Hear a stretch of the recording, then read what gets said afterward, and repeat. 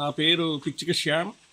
బండాలంక గ్రామం, అమలాపురం రూరల్ మండలం, అమలాపురం నియోజకవర్గానికి చెందినటువంటి బండాలంక చేనేత గ్రామం అది. అది కూటమి ప్రభుత్వం వచ్చిన తర్వాత పరిపాలన ఎలా ఉందని భావిస్తున్నారు మీరు?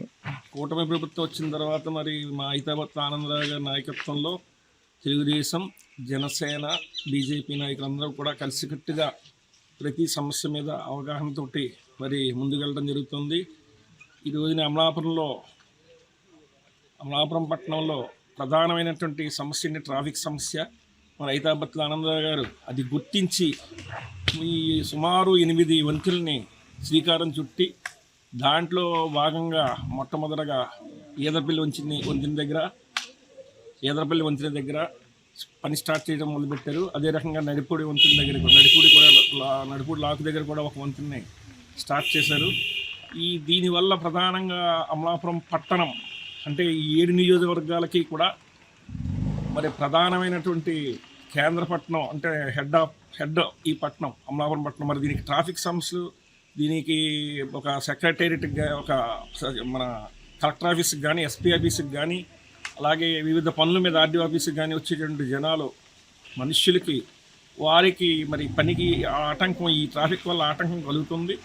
దాన్ని నివారించడానికి ఈయన తీసుకున్నటువంటి చర్య ఎంతైనా కూడా అభినందించదగ్గ విషయంగా మీకు తెలియజేస్తాను.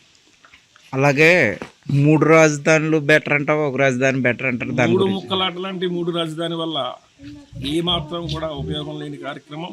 Amaravati is the best thing. ఎందుకంటే ఈ రోజున పరిపాలనా అధికారం ఏమో వైజాగ్లో పెడతానన్నాడు, న్యాయపరమైనదేమో మన కర్నూలులో పెడతా అన్నాడు, సెక్రటేరియట్ది వచ్చి మన అమరావతిలో పెడతా అన్నాడు.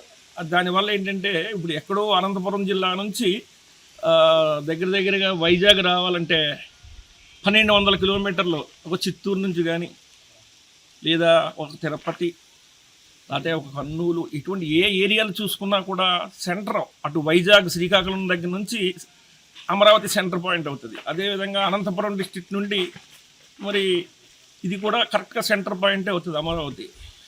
రాజధానితో పని ఉన్నటువంటి ఏ వ్యక్తులైనా ఖచ్చితంగా ఈ సెంటర్ పాయింట్ అయినట్టు అమరావతి కరెక్ట్ ప్రదేశం అని మేము భావిస్తున్నాం. పోలవరం ప్రాజెక్టు ఎన్నాళ్ళలో పూర్తవుతుంది? ఖచ్చితంగా పోలవరం ప్రాజెక్టు మీద మరి ఇంతకుముందు జగన్ గవర్నమెంట్ ఒక 2% కూడా పని కంప్లీట్ చేయని పరిస్థితి. చంద్రబాబు నాయుడు గారు ఉరుకుల మీద పలుకులు ఎత్తించి మరి ఇంచుమించు 70% తీసుకొచ్చిన దాన్ని ఒక 2% కూడా కంప్లీట్ చేయలేదు. మరి అక్కడ కూడా మరి డయాఫ్రమ్ వాళ్ళు అది కొట్టుకుపోవటం, మళ్ళీ దానికి ఎస్టిమేషన్కి మళ్ళీ పిలిచి ఎన్ని పనులు మొదలు పెడుతున్నారు. ఈ యొక్క 2027కి ఖచ్చితంగా పోలవరం ప్రాజెక్టు పూర్తవుతుందనే విశ్వాసం ప్రజల్లో ఉంది. అదేవిధంగా పోలవరం బనకచెర్ల ప్రాజెక్టును కూడా ఖచ్చితంగా సాధించి రాయలసీమని మరి సస్యశ్యామలం చేసేటువంటి విధంగా చంద్రబాబు నాయుడు గారు కృషి చేస్తారనే నమ్మకం మాకైతే ఉంది. 3 పార్టీలు జనసేన, బీజేపీ, టీడీపీ ఈ పొత్తు ఎన్నాళ్ళు ఉంటుంది అంటారు, కొనసాగుతుంది అంటారు? ఇంకా 4 ఖచ్చితంగా పవన్ కళ్యాణ్ గారు మరి ప్రమాణ స్వీకారం చేసినప్పుడు కానీ ముందు కానీ ఒక మాట హామీ ఇచ్చారు. ఖచ్చితంగా 2 పర్యాయాలు, అంటే ఒక 2 పర్యాయాలు మాత్రం ఖచ్చితంగా చంద్రబాబు నాయుడు గారి నాయకత్వంలో మనమందరం ముందుకు వెళితే ఈ రాష్ట్రం మరి తిరుగులేని శక్తిగా ఎదుగుతుందని నమ్మకాన్ని మా తెలుగుదేశం పార్టీ కార్యకర్తల్లో ఆయన పవన్ కళ్యాణ్ గారు భరోసా కల్పించారు. అది ఖచ్చితంగా 100% కరెక్టే. మొన్న మహానాడు మీటింగ్లో కూడా, కడప మహానాడులో కూడా చంద్రబాబు నాయుడు గారు అన్న ఒక పాయింట్ మరి ప్రజలందరూ అర్థం చేసుకోవాలి. వైకుంఠపాళి అనే మాట చాలా దూరం ఆలోచించవలసిన విషయం.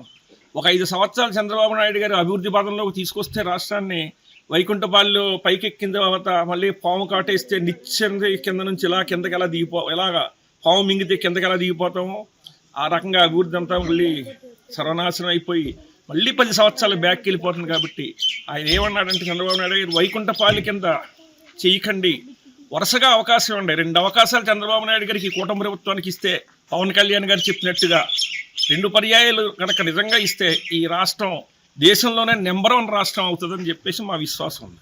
గత ప్రభుత్వం మీద, మీ పాలన మీద మీ అభిప్రాయం?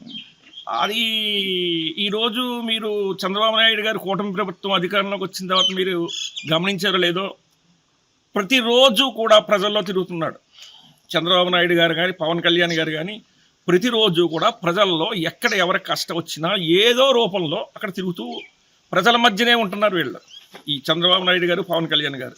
మరి గత ప్రభుత్వంలో మరి ఇదే జగన్మోహన్ రెడ్డి గారు ముఖ్యమంత్రిగా ఉండి ఆయన ప్యాలెస్, తాడేపల్లి ప్యాలెస్కి పరిమితం అయిపోయి మరి అక్కడుండి బటన్ నొక్కటం, అలాగా కాలక్షేపం కింద అక్కడే ఆ యొక్క తాడేపల్లి గూడానికే పరిమితం అయిపోవటం మరి అది చాలా విచారించదగ్గ విషయం.